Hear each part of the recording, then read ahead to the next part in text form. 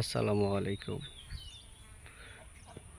বন্ধুরা, সবসময় তো গ্রামীণ পরিবেশে বিভিন্ন শাকসবজি ফুল ফল দেখিয়েছিলাম।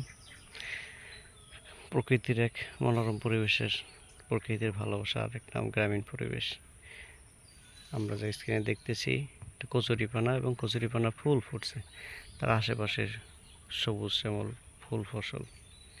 আমি এখন যেখানটা দাঁড়িয়ে আছি এই জায়গাটা রয়েছে সবজি, বিভিন্ন ধরনের সবজির মধ্যে কাঁচা মরিচ, লঙ্কা বলে অনেকে অন্যতম।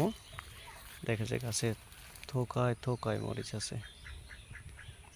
এই যে দেখেন, এটা যেমন নিজেদের খাবারের পাশাপাশি তুলে বাজারজাত করে বিক্রি করে টাকা উপার্জন করা যায়। এর সাথে আছে এই যে থানকুনি শাক, থানকুনি পাতা, যেটাকে বিশেষজ্ঞরা বিভিন্ন ওষুধের গুণে ভরপুর বলেছেন।